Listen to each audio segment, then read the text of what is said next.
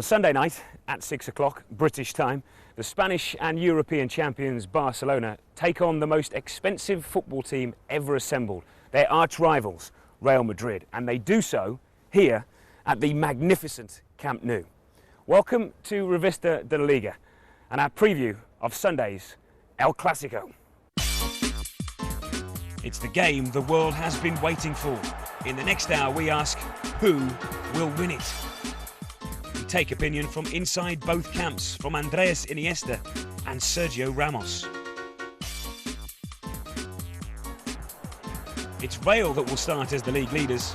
Week 11 sees them steal top spot from Barca. So will the treble holders start as underdogs on their own patch?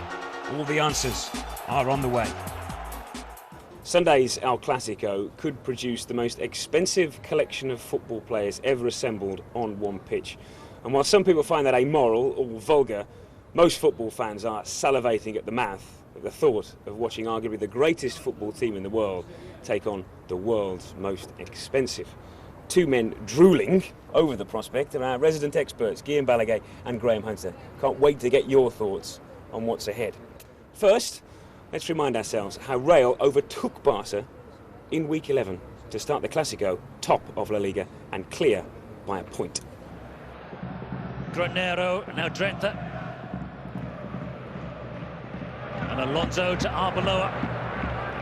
Just wave after wave of white attacks. It's Kaká against Serrano. And he gets his cross in. Tonyo beats it half out. And that's finally turned in by Gonzalo Higuain. And the goal was coming.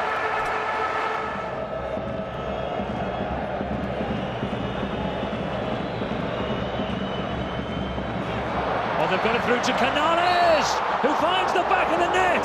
Can you believe it? Well, no. He found the back of the net because he was offside, the second time in the game. He was at least 2 yards onside.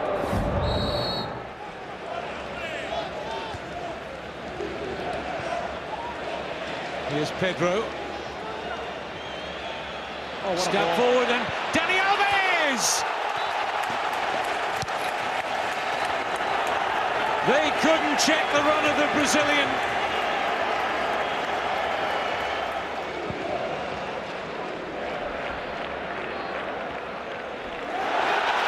Here now Toquero! First to the loose ball, and the substitute levels it up at San Mamés. So Real Madrid come into the Clásico, clear leaders at the top of the league. They lead Barcelona in first place for the first time this season. Will that have any bearing on this game on Sunday at all? No, it's a golden statistic, but in terms of the match, it's irrelevant. Not just because it's a derby. We're used to saying that in these matches, form goes out the window. Well, so does a point difference. But there's something more important than that. Pep Guardiola knows full well that it's an adequate position to be in at the moment because his team have really only played well, maybe once or twice all season. And even if Real Madrid haven't hit perfect form, they've been monotonously regular. They've come up with winners all the time that Barcelona don't seem to be capable of. And Madrid are also luckier in defending than Barcelona have been. Therefore, to be only 1 point behind going into a game like this, it's at the bottom of his worries given the injury, the form, the whole idea that Real Madrid perhaps play better away from home than they do at home. So therefore, no, I think it makes no difference to how this game will pan out. But while there is, Guillaume, a little concern creeping in here about things, slowly and steadily, Real Madrid are starting to grow in confidence, aren't they? Real Madrid is a team that is getting better. The stats have been very good while Cristiano Ronaldo has been away, there's no doubt about that. And Pellegrini are taking right decisions. It's very clear, he's seen in his eyes that it's a team that is very vertical, very fast, direct. So he's taking out of the lineup and the squad Guti. Raúl is more benched than he's ever been in his career. There is now a diamond shape in the midfield with Xabi Alonso controlling the midfield and Kaká just roaming freely. It all started making sense. Higuain is the man on form. Again, it's somebody who's very direct. So all those things are right. There's the impression that Real Madrid are getting into the Clásico at the best of form of this season. But wasn't it the same before the 6-2 at the Bernabeu? And then we know what happened. Barcelona destroyed them. I do feel that Real Madrid will get there, yes, full of confidence, but still this much of a gap with Barcelona. So if that's what's going right, at Real, in Guardiola's mind, what's going wrong at Barcelona?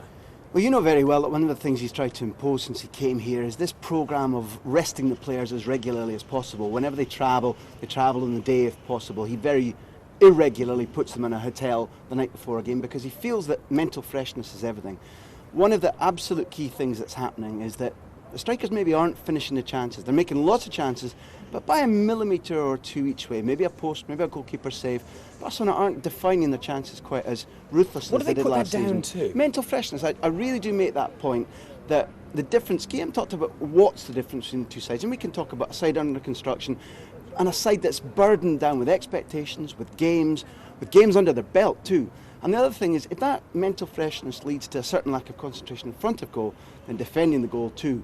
I think we want to pick out what we saw at the weekend, where they gave away a goal when Alves just went to sleep and took advantage. You can say the same thing about the goal in Pamplona. You know, that's 4 points dropped in the two draws, and that's a key thing, mental freshness. There is also the fact that stats show, prove what you just said, the fact that they drew the last 3 games in the league away, and they drew the last 2 games in the Champions League away. So it seems to be there's a little bit less of Barcelona, 1 goal per game less than last season. And generally the impression that teams have worked them up. It is very true that there is a lack of spark, a lack of sharpness, and it's mental.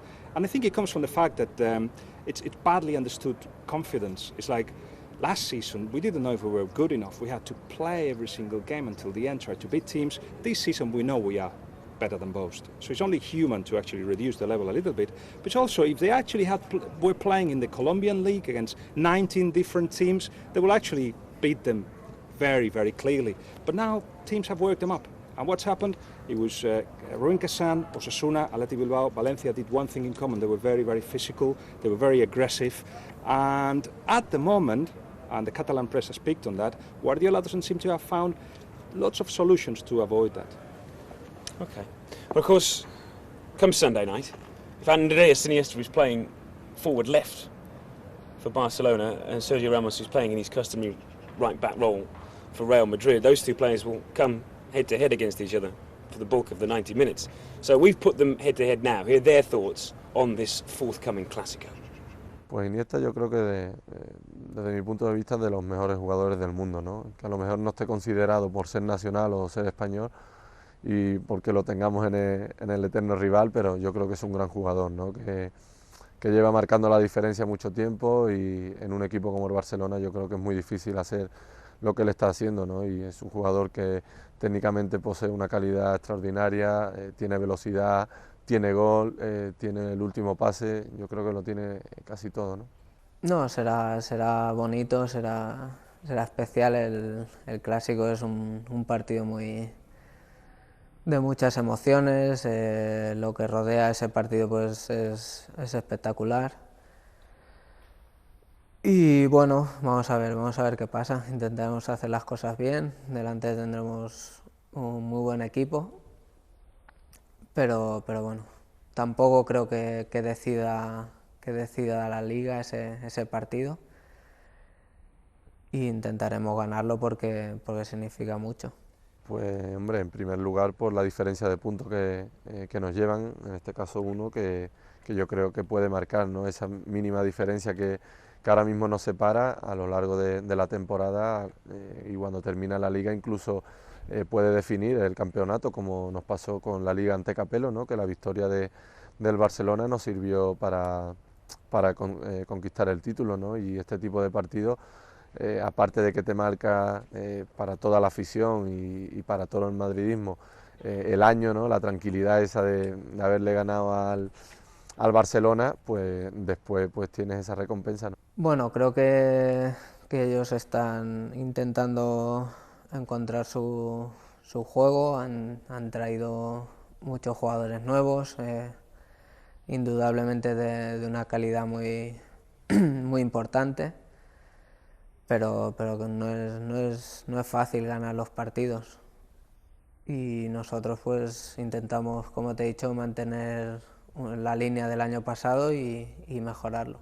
Hombre, la ventaja del Barça que son jugadores que llevan mucho tiempo trabajando juntos, se conocen a la perfección, han tenido también la suerte y la recompensa de haber conseguido un triplete, ¿no? Que cuando consigues títulos después parece que todo es más fácil, ¿no? Pero la diferencia, yo creo que cada equipo tiene un estilo, ¿no? Es diferente. Nosotros a lo mejor sí es cierto que hacemos más daño a nivel ofensivo en los contragolpes, ¿no? Y ellos pues a lo mejor crean un poco más de peligro en el centro porque tienen jugadores que la verdad marcan la diferencia más por esa zona del campo, ¿no? No, son estilos diferentes sin duda, pero bueno, en cualquier caso el Madrid pues tiene jugadores para ganar partidos, para jugar muy rápido, para jugar a la contra, y tiene jugadores para hacer un buen juego. Creo que bueno, que tiene fichajes de Xabi Alonso, de Kaká, son jugadores granero, que le pueden dar también ese juego. Lo que pasa es que no es fácil encontrar una línea y quizás esa línea es la que tenemos nosotros, pero no solo este año. Yo creo que el Barça pues siempre ha mantenido una filosofía y un estilo de juego. Hombre, el míster con los nuevos fichajes, los nuevos jugadores que han llegado al grupo, hay un sistema nuevo, hay todavía muchas cosas que seguir probando, que el míster, tanto en sistema, en posicionamiento, en táctico, yo creo que va modificando cosas hasta que esperemos crear un perfil adecuado para este mejor Real Madrid, ¿no? Pero aún yo creo que no te sabría decir un estilo en concreto como a lo mejor tienen otros equipos, ¿no? Nosotros aún seguimos probando cosas para intentar rendir a un mejor nivel. Una vez que encontremos lo que queremos, intentaremos pues hacer hincapié, ¿no? en ese estilo.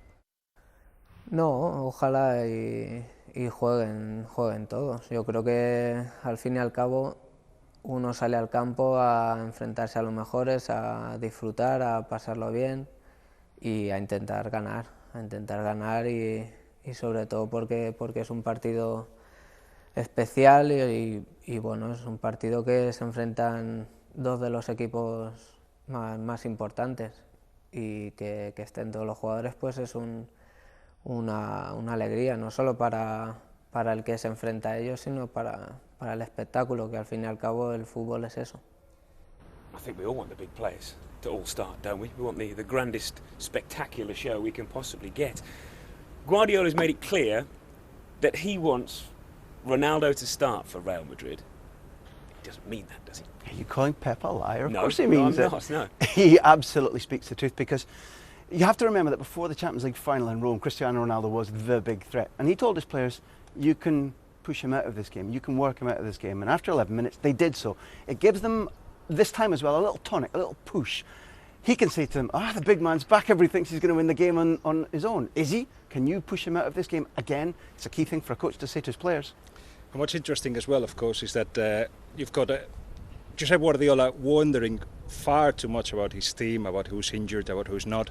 So I'm not sure how much is entered his mind and how to play Real Madrid, but he knows that he doesn't really have to think about it, because the way that Barcelona has always played is the way to actually beat Real Madrid. So no much tactics here, no much work, psychological work here. It's just about getting everybody fit this week and trying to overcome what it seemed like a big depression in the face and minds of the players leaving the Athletic Bilbao game because of the doubts about Messi and because of another draw away. It was interesting, wasn't it, to hear Guardiola say to the fans, you have to be prepared to accept the players that are available. That's all we've got, almost preparing them for a bad week and a bad Sunday night here. Interesting stuff indeed. The two styles. Interesting to hear the players talk about the different styles. The counter-attacking style of Real Madrid, the slow, mechanical, fluid, beautiful build-up of Barcelona.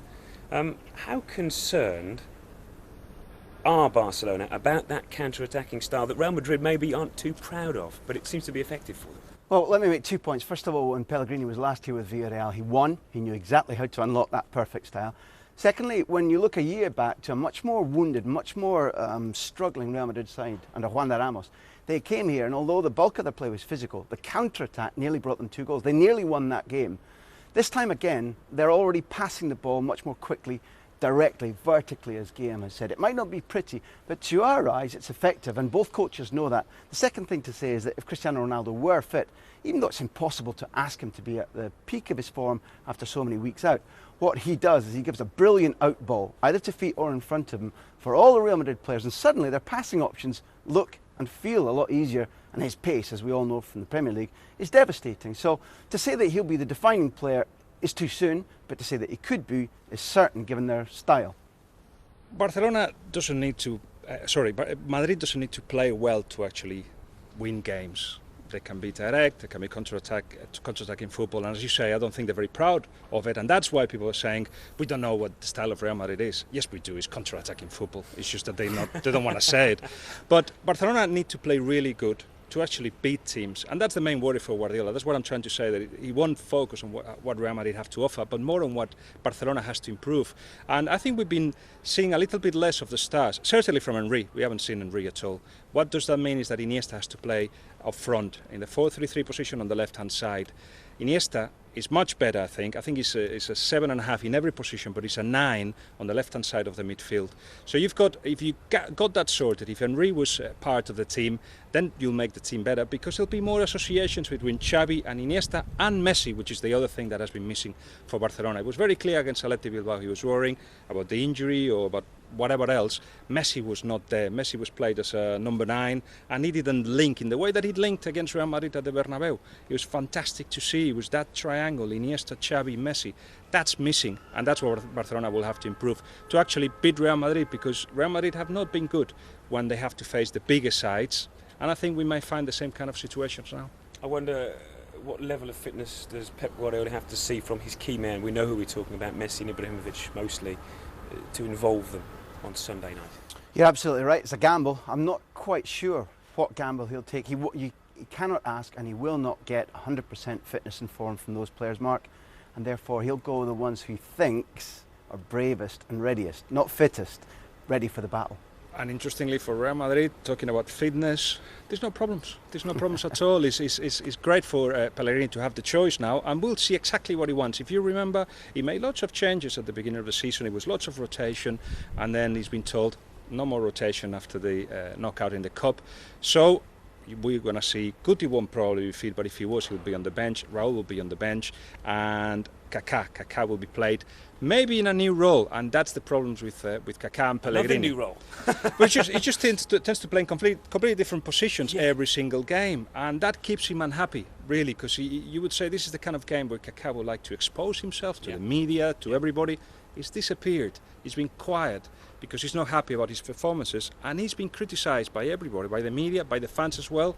They're not seeing the best Kaká, but maybe it's because Pellegrini hasn't managed to actually convince him what his best role is. He asked two big questions at the top of the programme. One was who's going to win it. We'll save the best till last, when you really have to earn your corn. The other was here on home soil, either treble holders, underdogs, going into the Clásico in short. What do you think? Yes, slightly. I genuinely believe they are. For That's form, incredible, isn't it? For footballs like that, no, I'm not that surprised, and I've been here all season. They're not playing well. Form, fitness, they're capable of winning. Underdogs, yes, and I'd throw in another factor too. 8 years I've been living here, and the Camp Nou is a very nervous place, much more nervous than the Bernabeu Clásico. Yep. The fans here live to beat Real Madrid, and that transmits a little bit to the players. It's a flaw in the system here. I think you know which way you're edging then, but now I want a scoreline later on from you. You made your job even harder. Guillaume, what do you think about that? I agree with Xavi of Barcelona when he says that Barcelona are favourites. What he's trying to say is that let's forget about our lack of confidence at the moment, something that creeps into the mind of Barcelona fans very quickly, far too quickly. There's no problems. But Barcelona tend to be much more comfortable in the victimism kind of role. And Xavi's saying, no, forget that. We are a winning side now. We are better than Real Madrid, and I think they would probably show it here. Okay, lots more insight and information and debate with the boys on the Clásico later on in the programme. Of course, also coming up, action from every other game in Week 11 and every other goal scored. So make sure you stay with us.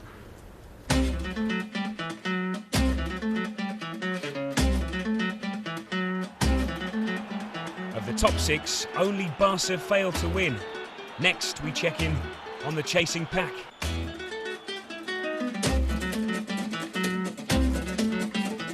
And what's happening at Villarreal? They're up to 11th after Nilmar rediscovers his scoring boots.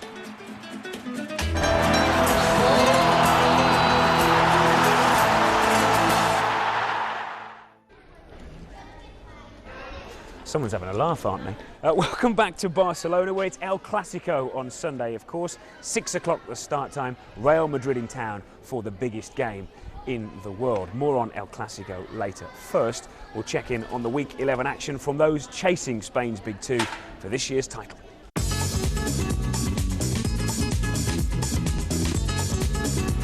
Sevilla are 3 points off top spot following this their third straight league victory. And they took the lead when Jesus Navas again showed how effective he is at teeing up goals. Diego Perotti, this time the beneficiary. It looked as if it was job done for Manolo's visitors early in the second half when Renato thundered in his third goal of the season. But all of Tenerife's points have been picked up at home this term. They got back into the game thanks to Nino, but ultimately it was too little too late.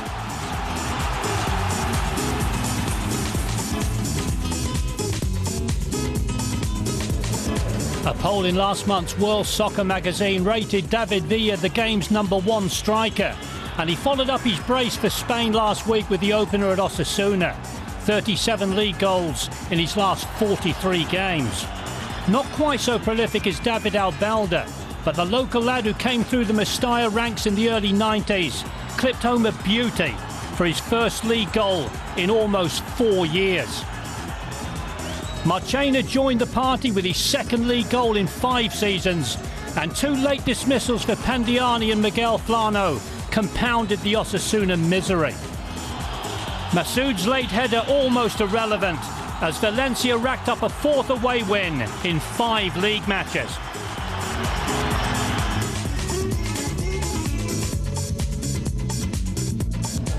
Kun Aguero's decision to put club before country amidst the Spain-Argentina game paid off after only 3 minutes when he dispossessed Alberto Lopo and fired Atletico ahead. It's his 4th goal in 3 matches for the underachievers. But they also showed how fragile they can be defensively when some tentative defending allowed Colotto to convert a corner from Tomas. And Kiki Sanchez-Flores, who's recovering from swine flu, then saw his team concede a penalty after Pablo fouled Lopo in injury time. Emotion started to reach boiling point as Atletico slumped to their 3rd straight league defeat. Cuadrado was able to keep his composure, something that is sadly lacking among the Atletico players at the moment, while Depor are now only 2 points behind Valencia.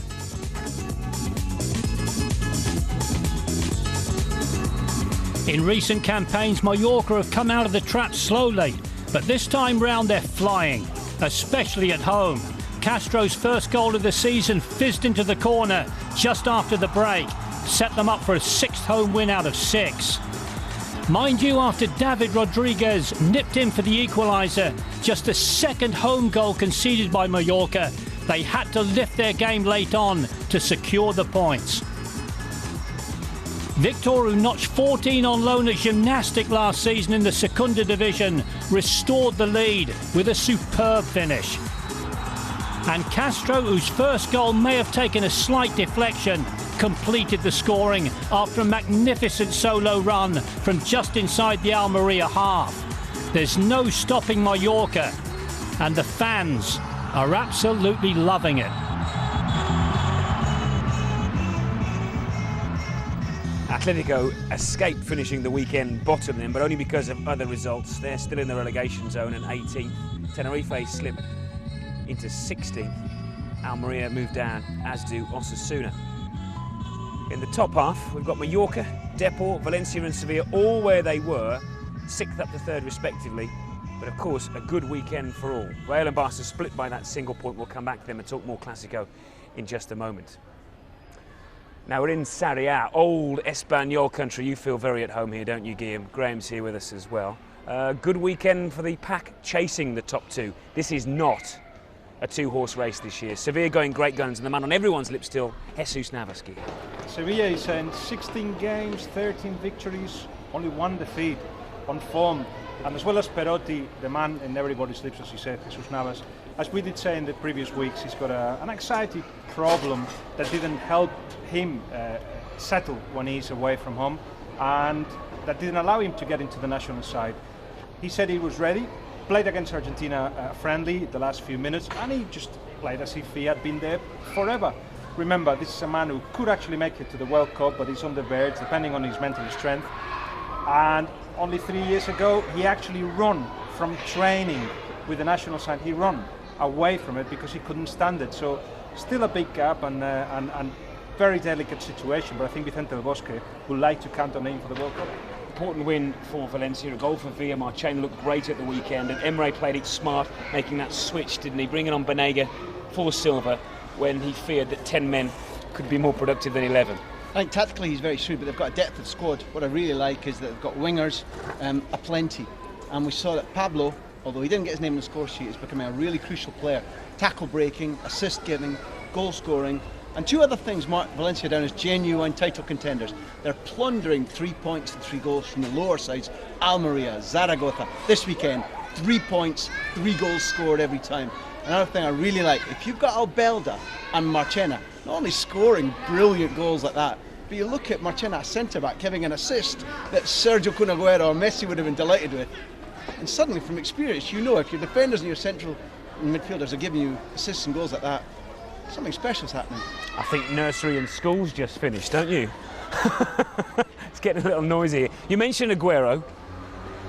Interesting weekend for him again. Scores early on the losing side, had to be restrained at the end, and talk about his future and a move to the Premier League again at the moment.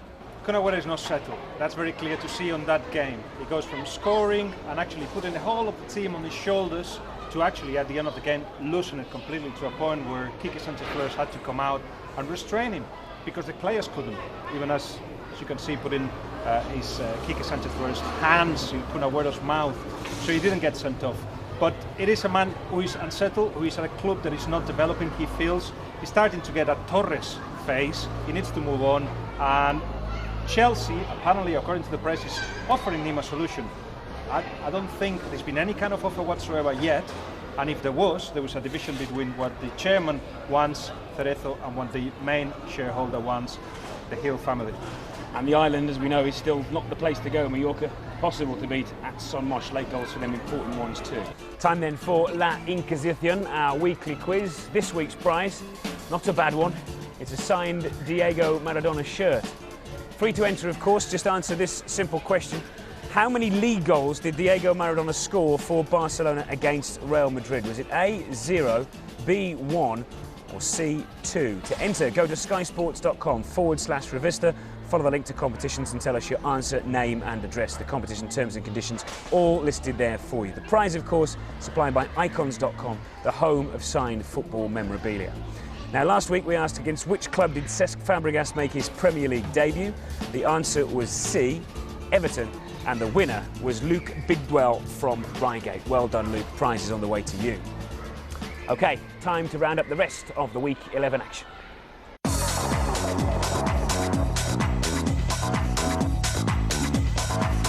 The Espanyol players were determined to exact immediate revenge after Getafe dumped them out of the Copa del Rey. But they ran into the boys from the capital on one of their good days. Casquero's opener arrived after Kamene failed to clean up Soldado's snapshot.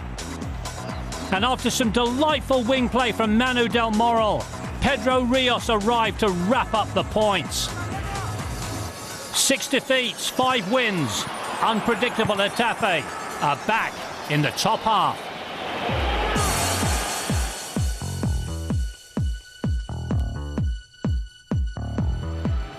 Villarreal's nightmare September is fast becoming a distant memory as Valverde's team racked up their 5th victory in 7 in all competitions. And they dispensed with Valladolid thanks to a double from Nilmar, the first of which came after only 6 minutes when he comfortably converted Escudero's cross. At the start of the second half, Godin caught the visitors napping, and the 25-year-old Brazilian, who also recently scored against England, got his second of the match, much to the delight of the fans at the Madrigal. And the goal seemed to drain all of the confidence from Mendilibar's team. Their indecision proved to be costly once more. Escudero again turned provider, but this time for Giuseppe Rossi. The former Manchester United youngsters now got 3 league goals this season. But Valladolid have only won 1 of the last 8 in the league and are only 3 points above the bottom 3. A slip from Marcano was the catalyst for a consolation goal scored by Diego Costa. but Villarreal are really building up some impressive momentum at the moment.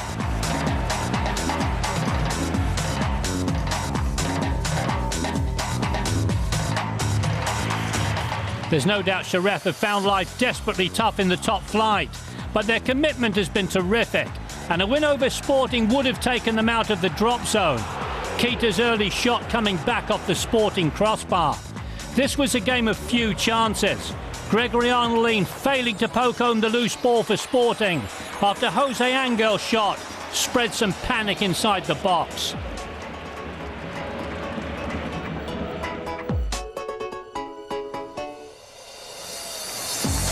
Malaga remain bottom of the table after coming from behind against Zaragoza, who were awarded a penalty by referee Rubinus Perez, who judged that Manua had tripped Lafita and pointed to the spot, from which Everton scored his second penalty of the season. But there was some real needle throughout this game, and both teams finished it with 10 men. First to go was Javier Paredes. His second booking was for blocking Jesus Gamez, and the referee ended his role in the match. And then just 3 minutes later, Malaga found themselves a man light after Wellington was given the boot for a clash with Goni. And it was a good decision by Rubinus Perez, who dished out instant justice. But the home side were able to equalise through 21-year-old Ivan Gonzalez. He was making his top-flight debut for the strugglers. But Malaga were lucky not to finish the match with only 9 men after a really ugly incident between Herrera and Aponio. But the 25-year-old was lucky not to be sent off after he disgracefully spat at his opponent.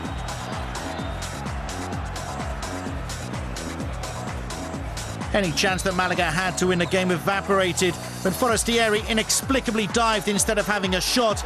He was rightly booked for his theatrics, which summed up a niggly game where a point was probably better for Zaragoza. Quick check on the top half again, then Sporting, of course, still in 7th after their draw. Getafe's victory against Espanyol puts them above them and into 9th. Espanyol slipped to 10th. Villarreal, the big climbers in the bottom half, up from 16th to 11th. Zaragoza on the slide, as are Valladolid. No change to the bottom 4.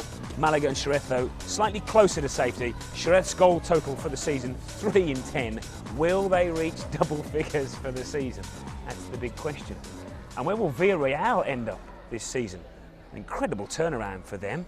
Nilmar's back, scoring goals, showing confidence. Marcos Senna returns. What else has changed? Well, here in Spain, what they call it when players go away from their club sides to play for the international sides and come back exhausted and giving less to the people who pay them, is the FIFA virus. But it's worked quite the reverse for Nilmar, who couldn't score here. 1 league goal before this weekend. Went to Brazil. He's got 6 goals in 8 games for his Selección. And he said before the match, I want to bring my Brazil form to the Madrigal. He did. If he keeps playing and scoring like that, then 11th position is not where Villarreal will stay for very much longer. Getafe, not your club. Espanyol out of the cup, of course. It looked like it was going to be a draw. 2 late goals cost you, but the good news from your point of view, Temudo's back. We didn't expect to see that. What's changed? As you said in Revista previously, Pochettino, the manager and the chairman of Espanyol, had decided that Temudo was never going to play for Espanyol again. They were negotiating the rescission of his contract, but a couple of things happened. 1, Espanyol cannot score goals at the moment. And 2, there was no team that really wanted Temudo or that he felt he could go to. All in all, he was a player of international quality that was training on his own, and the pressure of the teammates and those things that we're saying basically meant that he's returned to the side for good, or unless somebody else takes him away, which doesn't look likely. Malaga could have escaped the drop zone, couldn't they, with the victory? 1-1 against Zaragoza. We expected it to be ugly, so it proved, but there was one priceless moment. Fernando Forestieri, your take on that, gentlemen? We saw 97 minutes with added time of a circus of a football match. And then this clown, Forestieri, decides, with all the hard work done, to throw himself down with a ballerina pirouette and a Greg Louganis dive when he could have scored. And he deserves all the abuse from his teammates and his boss that he'll get when he got back to the dressing room. What a clown. Was that your moment of the week? It probably was that, and the appearance of Canales, the Racing player. We'll be talking a lot about him in the future. He should have been on the score sheet, shouldn't he, by all accounts? Onside. Absolutely, he certainly was. Okay, stay with us. Plenty more to come in part 3. Albert Ferrer set to join us when once again we talk El Clásico.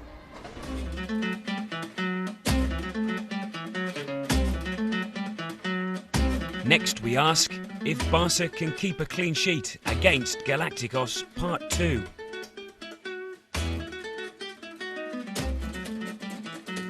And for the final verdict, who will win El Clásico?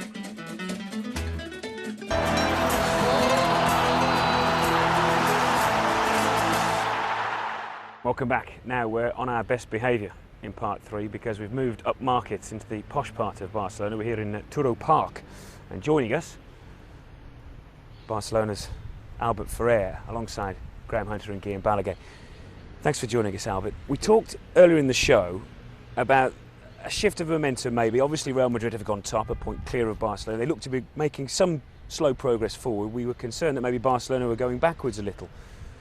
What do you sense is the feeling here in the city about where Barcelona are at right now?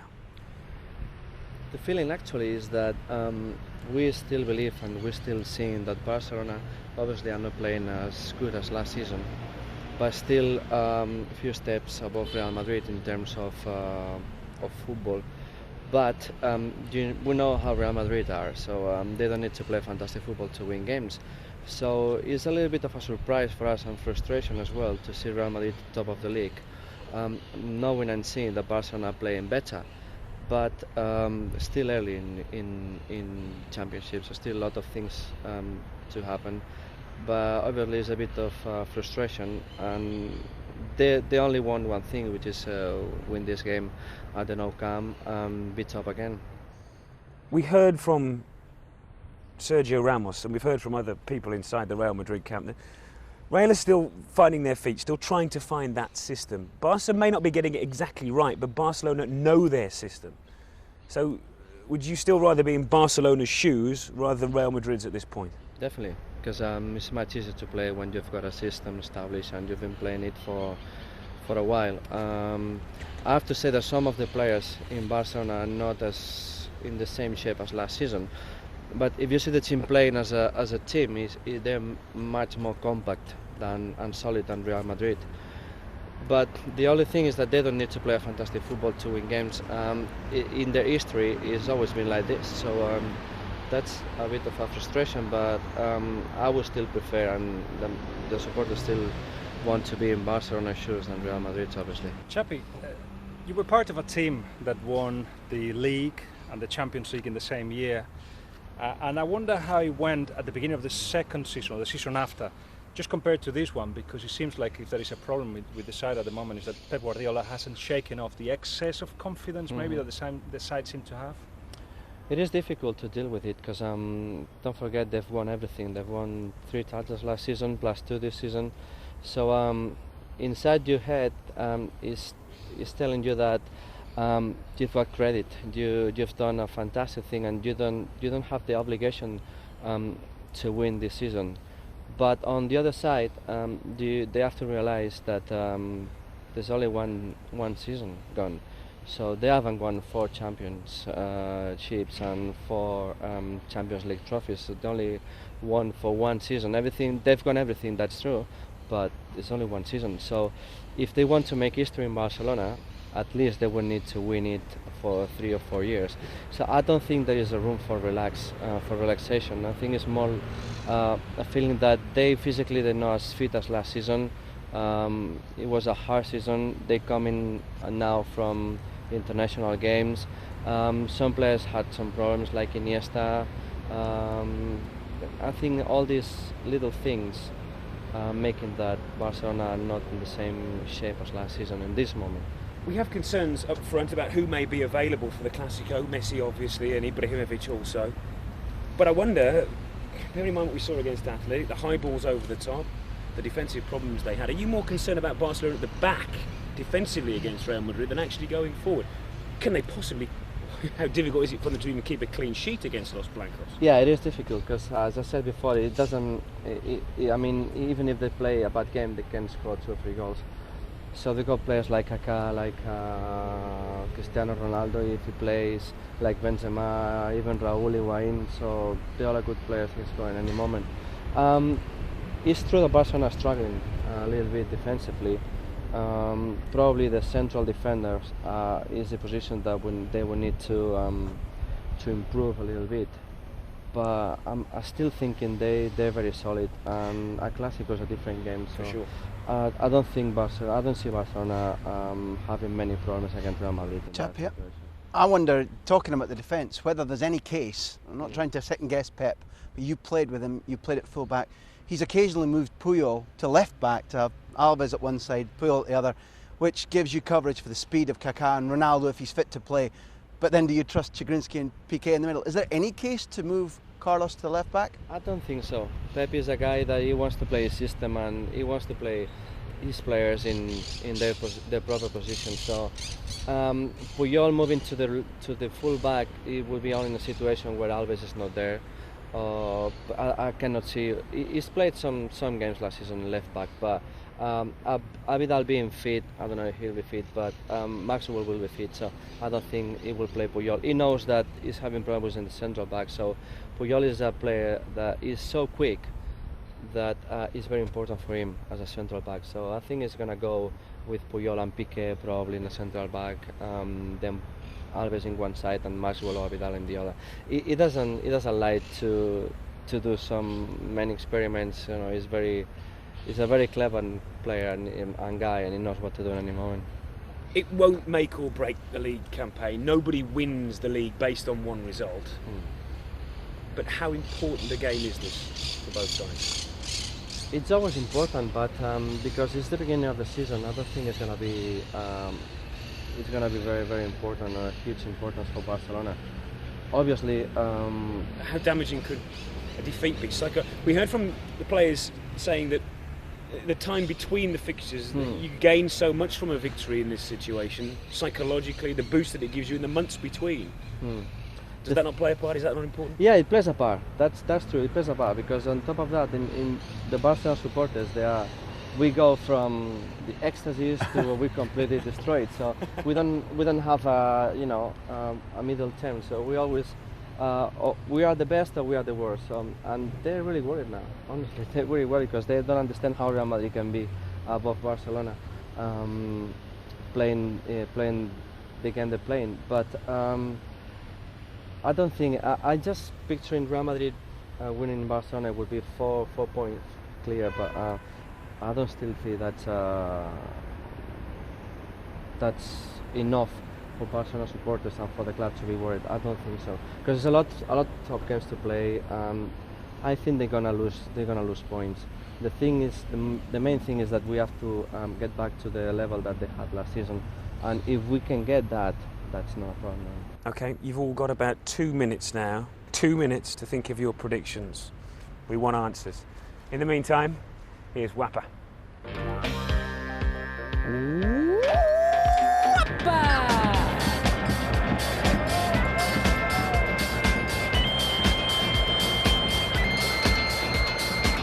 Wappa.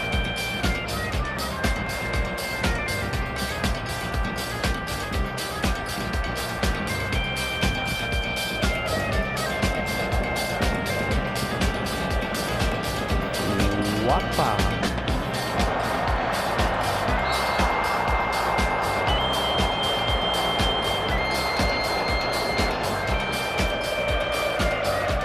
Wappa, wappa.